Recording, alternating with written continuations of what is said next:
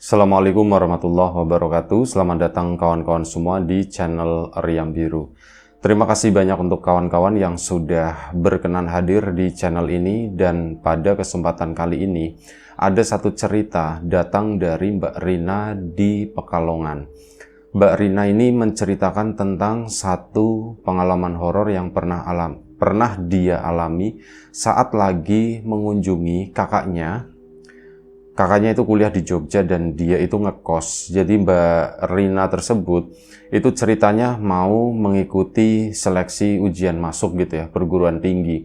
Nggak tahu negeri, nggak tahu swasta, pokoknya dalam rangka mau daftar lah, mau lanjut kuliah juga di Jogja sana. Nah, karena udah ada kakaknya itu namanya Mas Budi, ya sudah, kan tinggalnya udahlah aku mending ke tempat kakakku aja. Nah, ini kalau berdasarkan cerita-cerita sebelumnya dari Mas Budi, saat dia pulang ke rumah, ngomongin masalah kosan dan sebagainya, dan di waktu-waktu itu, di tahun itu, berarti awal tahun gitu ya, dulu, Mas Budi itu sempat meminta sejumlah uang sama orang tuanya itu untuk ngontrak katanya. Nah, ngontrak sebuah rumah yang nanti gabungan sama beberapa teman yang lain. Ya sudah, jadi taunya keluarga, Mbak Rina juga, oh Mas Budi itu tinggal di kontrakan bersama teman-temannya, begitulah. Ya wis lah, tidak masalah waktu itu. Dan akhirnya berangkatlah Mbak Rina diantar sama keluarganya dari Pekalongan. Dan sebelum kita lebih jauh ke dalam cerita, mohon izin mau promo bawang gorengnya Wiji terlebih dahulu. Bawang goreng renyah kualitas premium, tanpa campuran apapun. Kita nggak pakai tepung, nggak pakai yang lain-lain lah, murni bawang digoreng, bawang Brebes ya. Untuk kawan-kawan yang kemarin sudah sempat memesan, terima kasih banyak atas pesanannya. Untuk kawan-kawan yang mungkin belum sempat memesan, ya ditunggu pesanannya. Dan untuk kawan-kawan yang sudah mampir di channel Lapak Horor juga terima kasih banyak. Kita lanjut lagi cerita dari Mbak Rina tadi. Berangkatlah sekeluarga itu ke sana, ke kosannya atau kontrakannya si Mas Budi tadi. Awal mendekat ke sana, waktu itu kan Mbak Rina sendiri sampai di Jogja di tempatnya si Mas Budi tersebut, itu udah sore, udah malam gitu kan, sekitar jam 6:30 malam lah. Nah, waktu itu karena belum tahu tempatnya di mana, akhirnya kan janjian di satu titik.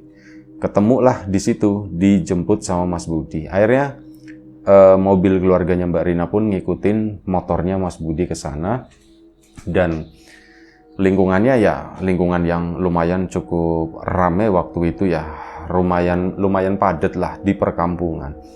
Nah, masuk ke situ, ini begitu tiba di Mas Budi kan di depan, terus masuk, oh ini ternyata kontrakannya. Dilihat dari depan lumayan cukup bagus. Ya dibilang terawat, ya nggak terlalu terawat sih, namanya ditempatin sama cowok-cowok semua gitu ya. Cuman ada yang aneh waktu itu, ini keluarga belum turun, baru di sana kan ngeliatin, Mbak Rina juga ngeliatin, kok kontrakan ini sepi. Di bayangannya Mbak Rina, apalagi kontrakan cowok-cowok begitu, jam-jam segitu kan biasanya pintu terbuka, ada lah yang nongkrong megang gitar atau apa gitu sambil ngopi, sambil ngerokok, sambil apa. Itu bayangan dia seperti itu. Ya sesuai dengan yang diceritakan Mas Budi saat pulang ke rumah sana. Nah, ini kok sepi, pintu tutupan, udah kayak gitu. Ruangan di dalam sana juga belum dinyalain gitu ya. Ini gimana kok gelap begitu ya, dan kok sepi, teman-temannya Mas Budi itu pada kemana. Dan akhirnya sudah turunlah keluarga ke situ, melihat di area depan itu juga lawis, sampahnya kayak nggak pernah diambilin ya, maksudnya daun-daun seperti itu. Di depannya itu ada pohon, halamannya nggak terlalu luas, paling sekitar 3 atau 4 meter gitu ya. Nah, di situ Mbak Rina sendiri udah berpikir, loh kok seperti ini ya gitu. Tapi udahlah, masuk aja ke dalam. Dan begitu masuk ke dalam, itu pun menemukan keanehan lagi. Di situ nggak ada sendal atau sepatu yang lain gitu kan. Nah, di tempatnya Mas Budi itu ada 3 kamar. Dan ya otomatis bapak nanya, "Bud, ini teman-temanmu mana gitu kan, kok ini sepi begini? Mas Budi pun bilang, iya Pak, ini kan lagi liburan. Jadi memang ya kayak pergantian tahun gitu kan. Ada yang mau daftar, ada yang lagi pada libur. Dan Mas Budi bilangnya seperti itu. Iya Pak, lagi liburan, kebetulan mereka juga udah lagi balik kampung semuanya. Paling mungkin sekitar ya minggu depan lah mereka baru balik ke sini. Oh begitu, Bapak sama Ibu pun nggak bertanya-tanya gitu ya. Ya duduk di tikar sederhana, karpet sederhana di sana, nggak ada TV, nggak ada apa, wis lah. Duduk aja di situ, disambut sama ya Mas Budi seadanya. Ngobrol-ngobrol lah gitu ya. Dan Mbak Rina dalam hati, ya ngobrol-ngobrol terutama masalah Mbak Rina ini nanti tolong ya Budi ya diurusin semuanya gitu kan. Ini kan mau tes dan yang lain. Iya Pak, Mas Budi pun nurut gitu, dan Mas Budi itu baik-baik aja, anak yang baik-baik lah, bukan yang gimana-gimana. Cuman malam itu Mas Budi sedikit berbohong, dan Mbak Rina itu sebenarnya udah curiga. Kalaupun iya teman-temannya itu mudik atau apa, harusnya kan ada barang-barangnya minimal gitu ya, yang ditinggal. Entah itu tas, entah itu jaket, entah itu helm, entah itu apa, wis pokoknya ada motornya, ya motor mungkin dipakai buat pulang ya, cuman minimal ada benda-benda yang lain lah gitu. Ini kok bersih gitu. Di situ nggak ada sesuatu apapun yang tertinggal, kecuali mungkin itu punyanya Mas Budi. Tapi hal itu nggak disampaikan ke orang tuanya, sudah biarin aja. Sampai akhirnya udah serah terima, titip-titip itu ke Mas Budi pun dilakukan. Ini titip Rina ya Budi ya. Iya Pak. Bapak sama ibunya pun pulang sekitar jam 9 malam. Nggak lama waktu itu ya. Dan akhirnya udah mereka pulang semuanya. Ini Mbak Rina kan tinggal di tempatnya Mas Budi. Dia itu ditunjukin, udah kamu nanti tidur di sini aja kata situ. Dan udah izin juga sama warga sekitar gitu ya. Mungkin sama RT RW semacam itu. Ini bahwa ini ada lagi nitipin anak perempuan, ini adiknya Budi, itu orang tuanya langsung yang ngomong. Ya sudah, enggak masalah gitu kan, akhirnya sudah. Malam itu Mbak Rina pun nanya, ini saat bapak ibunya itu udah pada pulang, begadang lah. Mas Budi sendiri lagi takutuk-takutuk di depan komputernya. Dan waktu itu dia memang udah akhir ya, mungkin lagi nyusun skripsi atau apa. Mbak Rina pun nanya, Mas, ya kenapa? Mas, aku kok aneh ya, kata dia. Aneh kenapa, kata Mas Budi. Mas Budi kan tadi bilang, katanya teman-temannya lagi pada mudik, lagi pada pulang. Tapi kok aku lihat, kok kayaknya rumah ini tuh sepi Mas, kayak Mas Budi aja yang nempatin. Kok kamu bisa bilang begitu, kata Mas Budi gitu ya. Ya Mas, lihat aja itu kamar depan 2 kosong Mas, gitu kan. Itu kok kosong melompong, gak ada apa-apanya, cuman kasur doang. Mas Budi pun berhenti, diem gitu kan, sambil ngeliatin adiknya. Memang iya katanya begitu, tapi nggak usah bilang-bilang bapak. Loh, beneran Mas, ini cuman Mas Budi doang yang tinggal di sini? Iya, yang tinggal di sini cuman aku doang, katanya begitu. Loh, Mas kok bisa, katanya. Bukannya dulu katanya mau rame-rame gitu kan. Mahal loh masa segini. Bukan itunya, kalau masalah bayaran udah beres. Dan ini mungkin tinggal 2 bulan terakhir, kata si Mas Budi. Habis itu Mas juga mau pindah. Loh, yang lain kemana Mas? Mereka udah pindah duluan, kata si Mas Budi. Loh, pindah duluan kenapa Mas? Ya nggak tahu, mungkin nggak betah atau bagaimana, mungkin ketemu tempat baru atau bagaimana. Ya wes, Mas Budi bilang juga kemarin juga udah ada yang lulus, bilangnya seperti itu. Oh gitu, Mbak Rina pun jadi, oh berarti Mas Budi memang di sini benar sendirian, cuman dia bohong, bilangnya teman-temannya itu pada mudik. Sebenarnya teman-temannya itu udah pada pergi duluan, tinggal Mas Budi nih ngabisin 2 bulan terakhir. Dan Mas Budi pun ceritain, ini ya doain semoga ini Mas cepat kelar, dan pas dengan kelarnya ini kontrakan ini juga habis, kata dia begitu. Ya Mas, doain. Terus kamu sendiri gimana persiapan? Aku udah siap Mas, intinya gitu ya.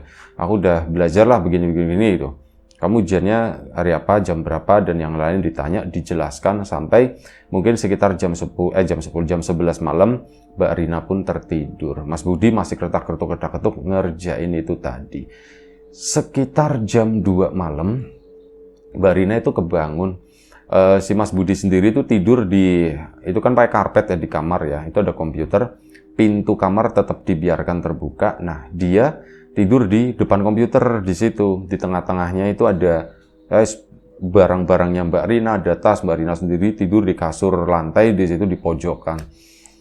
Nah, malam sekitar jam 1 atau jam 2 lah, Mbak Rina itu kebangun, kaget dia, aku di mana gitu. Ya mungkin orang baru pindah tidur gitu.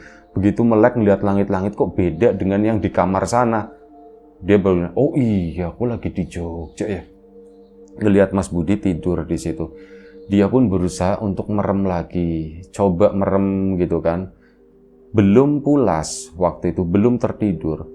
Mbak Rina itu mendengar kayak ada bunyi pensil yang jatuh, pletik-tik gitu. Pensil jatuh ke lantai, suaranya kan khas. Ada pensil jatuh, tapi di ruangan sana, di ruangan tengah. Mbak Rina kan diem aja gitu. Posisinya tidurnya itu telentang, lihat ke atas. Otomatis ngelihat ke arah pintu yang terbuka sana. Dan pintu itu nggak bisa ditutup karena kakinya Mas Budi gitu ngeganjel pintu tersebut tidurnya. Nah, dia tuh merem melek begitu sampai akhirnya dia melihat ada sesosok yang melintas di situ. Itu adalah seorang perempuan dengan pakaian kebaya yang mewah, bagus gitu ya. Kerlap-kerlip, warnanya itu biru tua, di bawahnya itu nggak tahu lah pokoknya. Dia itu bawa nampanan begini, isinya itu kayak semacam sesajen lah, intinya seperti itu ya. Ini bawa begini, ada asap yang ngepul juga. Pas Mbak Rina ngeliat, siapa itu? Ada ibu-ibu gitu kan, cuma Mbak Rina diem aja. Si itu dari depan jalan ke arah belakang sana, seret. Mbak Rina pun diem aja. Siapa itu ya? Sudahlah, aku mau tidur. Akhirnya lanjut tidur lagi. Keesokan paginya baru cerita, Mas, semalam aku ngelihat Mas, katanya. Kamu ngelihat apa? Ada ibu-ibu bawa sesajen, katanya begitu. Udahlah, nggak usah dipikirin, kata si Mas Budi. Itu siapa sih Mas? Kan ya ditanya gitu kan. Ya nggak tahu, kata Mas Budi. Ya nggak tahu. Loh, kok nggak tahu Mas? Mas Budi kan yang tinggal di sini. Itu siapa? Ibu-ibunya siapa? Ke belakang sana bawa sesajen. Emang pintunya udah dikunci Mas? Gitu. Pintu udah dikunci semua. Udah.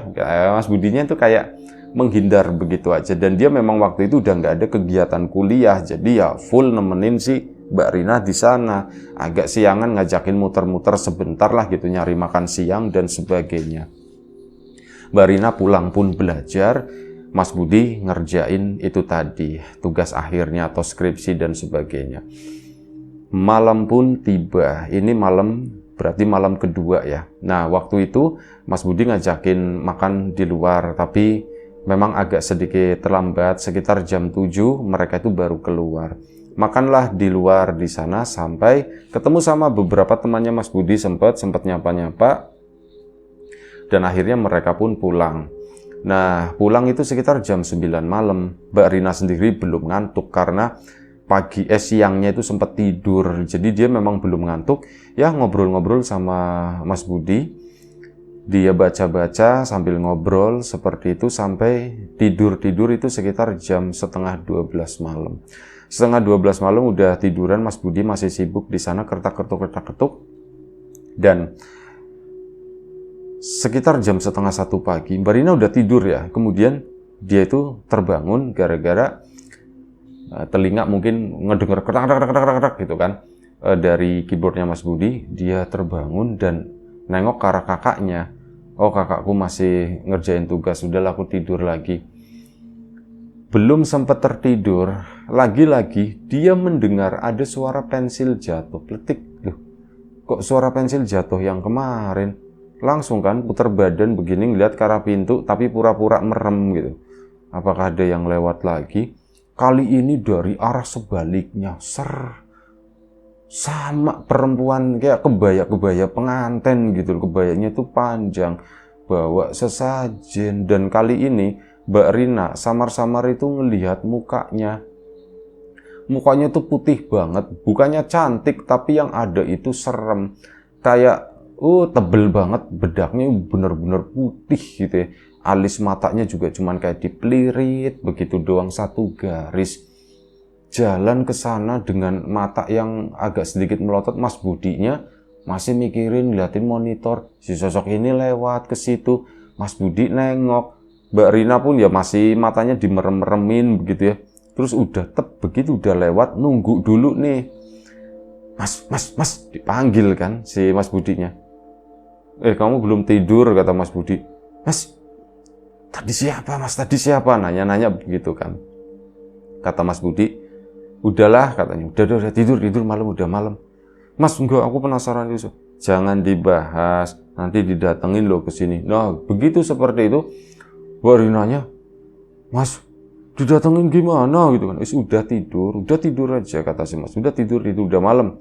Besok ngobrolnya besok. Akhirnya ya Mbak Rina mau ndak mau dia pun nurutin Mas Budi, dia pun tertidur. Singkat cerita, keesokan paginya Mbak Rina nagih sama Mas Budi, Mas, siapa sih Mas? Aku lihat tadi malam Mas Budi itu nengok ke arah pintu pas dia itu lewat, katanya begitu. Mas Budi emang ngelihat juga? Enggak, aku enggak ngelihat, kata si Mas Budi. Kok nengok Mas? Ya enggak apa-apa, kerasa aja, katanya begitu. Emang kamu enggak takut? Mas Budi nanya begitu kan. Ya takut lah Mas, aku takut. Ya udah, kalau takut enggak usah diomong-omongin, katanya. Enggak Mas, tapi aku penasaran. Gimana Mas? Gimana? Nah, di situ Mas Budi pun akhirnya cerita. Cuman, yuk ceritanya jangan di sini, katanya. Yuk kita keluar, cari makan, kata Mas Budi. Akhirnya keluarlah mereka nyari makan. Saat di warung baru dia cerita. Jadi begini. Dulu awalnya, ya rumah ini aman-aman aja, kata Mas Budi. Semuanya baik-baik aja, teman-teman juga, betah, begitu kan. Sampai sekitar dapatlah kita 4 bulan tinggal di sini. Waktu itu kita itu berenam. Dulu Mas di sini berdua semuanya. Tapi begitu satu persatu mereka itu pada pergi. Kenapa? Kamu pasti tahu alasannya. Gara-gara itu ya Mas ya. Iya betul. Jadi semua dari mereka, kelima-limanya teman Mas itu, mereka tuh melihat sosok itu, katanya. Sosok itu sering mondar-mandir di situ, bahkan apa? Kadang masuk ke dalam kamar, duduk di samping mereka, gitu ya. Dan ya seperti yang kamu gambarkan, mukanya itu kayak gitu, serem yang ada gitu kan. Dan teman-teman pun akhirnya satu persatu pada pergi. Jadi begini. Pertama yang lihat satu orang, pokoknya dia terus gitu kan, ngomonginnya itu, yang lain belum ada yang ngelihat. Sampai akhirnya dia nggak kuat di situ gara-gara apa? Ditemenin setiap malam itu si sosok perempuan itu duduk entah di pinggirnya, entah di bagian kakinya atau di bagian kepalanya, pokoknya kayak gitu ya. Dan dia nggak kuat akhirnya pergi, pindah, kata si Mas Budi. Udah tuh tinggal kita berlima. Yang lain juga udah sempat kepikiran, ikut ke bawah, takut juga. Nah yang kedua pun sama kayak gitu. Digangguin sama si sosok perempuan itu tadi. Dulu depan ada TV, cuman punyanya teman. Ini lagi pada nonton gitu ya. Ini satu orang, itu yang tiba-tiba ngelihat sosok tadi, itu lagi berdiri di samping TV, di depan sana gitu ya. Dianya ketakutan tentu saja, yang lain gak ada yang ngelihat. Pindah lagi, kata Mas Budi, dan sisanya juga kurang lebih sama seperti itu. Mereka itu pada ketakutan, mereka itu ndak betah, bahkan ada yang sempat ngelihat tiba-tiba sosok itu tuh di dalam kamar mandi, sementara dia itu posisinya lagi mandi gitu. Ya udah, ya ketakutan, akhirnya trauma, kapok lah, pindah lagi. Dan dalam hitungan 6 bulan, kata Mas Budi, kita awal kejadian itu kan 4 bulan. Nah 6 bulan, bulan ke-6 mereka semuanya bersih. Mas tinggal di sini sendirian, kata Mas Budi. Mas sendirian di sini hampir 6 bulan katanya. Berarti ini udah 4 bulan sendirian Mas, karena masih sisa 2 bulan ya. Iya 4 bulan. Mas itu sendiri di sini. Mas kenapa nggak pindah aja sih? Apa nggak takut? Itu dia Mas juga bingung. Teman-teman itu semuanya ngelihat, termasuk kamu juga ngelihat kan. Cuman aku ndak, kata dia itu. Aku itu ndak pernah ngelihat, bahkan pernah ngomong sendiri gitu kan, ngomong sama sosok itu. Bude, manggilnya Bude gitu. Soalnya yang lain itu juga manggilnya itu seperti itu. Bude, Bu yo aku dikasih lihat, kata si Mas Budi gitu ya. Bu yo aku dikasih lihat Bude, seperti apa sih Bude? Kalau aku takut ya aku pindah dari sini. Tapi kalau misal aku udah takut ya wes gitu kan. Aku tinggal tetap di sini dan nggak pernah nongol-nongol kata Mas Budi. Cuman begitu kadang kayak ngerasa ada yang lewat ya. Cuman ngerasa tapi aku nggak ngelihat. Berarti waktu semalam juga gitu Mas. Pas dia lewat Mas Budi nengok ke sana ke arah pintu. Itu ngerasa itu Mas. Iya ngerasa kok kayak ada yang ser gitu ya. Tapi aku nggak ngelihat, kata si Mas Budinya begitu. Mas aku ngelihat Mas, itu serem banget Mas, kata si Mbak Rinanya. Mas pindah aja katanya. Lah pindah gimana, kata si Mas Budinya. Akunya takut gitu kan. Lah gimana, sudah ndak apa-apa orang. Dia juga cuman begitu-begitu doang. Kamu ujian kapan gitu? 2 hari lagi Mas. Ya wis tahanin lah 2 hari. Udah kamu fokus belajar aja, nanti malam. Kalau misal kamu takut, ya pintunya ditutup aja, kata Mas Budi. Iya Mas, iya Mas. Nah akhirnya apa? Mbak Rina pun nguatin diri. Ya wis lah kalau kayak gini ceritanya aku nggak ada pilihan gitu. Aku mau pindah juga pindah kemana. Nanti ngerepotin orang tua, ngerepotin Mas Budi juga gitu kan. Ya wis lah ini ada tempat begini tak terima seadanya, katanya begitu. Akhirnya sudah. Sisa 2 hari tersebut, Mbak Rina itu makin sering. Misal malam pulang habis makan gitu kan sama Mas Budi, perempuan itu lagi duduk di depan sana, sama lagi megangin sesajen di situ. Itu ada di sana, tapi Mbak Rina udah pura-pura nggak lihat, dia pun masuk. Dan anehnya tuh begini, perempuan itu nggak pernah ngeliatin Mbak Rina ya. Dia tuh kayak punya dunia sendiri, ngeliatinnya ke arah mana kayak gitu. Bukan natepin Mbak Rina ngeliatin itu enggak. Terus udah dia masuk ke dalam kamar gitu kan waktu itu karena ketakutan. Mas Budi pun ke toilet, dia keluar, ke sana masih sore sekitar jam 8 malam. Ke toilet, sosok itu lewat ke belakang sana pun nggak nengok, begitu kata Mbak Rina. Jadi seolah-olah kayak dia itu nggak ngelihat Mbak Rina, cuman Mbak Rina yang ngelihat si sosok tadi. Mas Budi balik lagi cerita, Mas tadi dia ke belakang. Iya, aku juga ngerasa. Kamu nggak ngelihat Mas? Enggak, aku nggak ngelihat apapun, kata Mas Budi. Kok aneh ya Mas ya? Udah, makanya ini ujian kamu, kata si Mas Budi. Sebelum kamu tes, kamu diuji beginian dulu. Udah kamu tahan yang ini, fokus ke nanti tesnya seperti apa. Iya Mas, iya Mas. Akhirnya hari H pun tiba. Tes gitu ya, tes dimulai. Dan setelah tes selesai, Mbak Rina itu kan balik lagi ke Pekalongan ke sana. Ya nunggu kabar, keputusan dan sebagainya. Karena dia ndak mau lah lama-lama tinggal di tempat tersebut. Sampai di Pekalongan, diceritain ke bapak semuanya. Pak, begini Pak, dilaporin gitu ya. Bapak langsung berangkat lagi ke Jogja. Budi, kemasin barang-barang kamu, kata bapak itu. Loh Pak, kenapa Pak? Udah kemasin, Pak ini sayang 2 bulan lah. Enggak. Kemasin semuanya, kemasin. Pindah, kata bapak itu begitu. Dan akhirnya ya Mas Budi seneng sebenarnya, cuman aku udah enak kok Pak begini Pak. Udah enggak apa-apa, ini kan udah dibayar Pak. Udah enggak apa-apa, udah pindah aja, pindah. Bapak enggak mau kenapa-kenapa sama kamu. Intinya begitu ya. Akhirnya apa? Pindahlah Mas Budi. Nyari kos-kosan yang ya sudah ini nyari yang bulanan aja begitu ya. Dapatlah kos-kosan di situ dan ya nanti sekaligus untuk ini si Mbak Rina ini selama sementara tinggal di situ, dia belum dapat tempat, ya nanti tetap di tempatnya Mas Budi dulu. Dan akhirnya sudah keputusan itu pun diambil, Mas Budi pindah, Mbak Rina pun begitu balik lagi ke Jogja menempati kos-kosan yang baru itu, bukan kosan yang lama, bukan kontrakan yang lama tersebut. Nah, dari situ kan ya muncul pertanyaan, Mas, kenapa sih kok itu tiba-tiba ada? Mas Budi sendiri sebenarnya itu udah sempet ngobrol sama ya beberapa orang gitu ya, ngobrolin sama teman-temannya ini, termasuk nanya yang temannya yang mengaku gitu ya, biasanya suka ada jadi-jadian gitu kan, oh sok pinter, sok menjadi orang pinter atau apa gitu.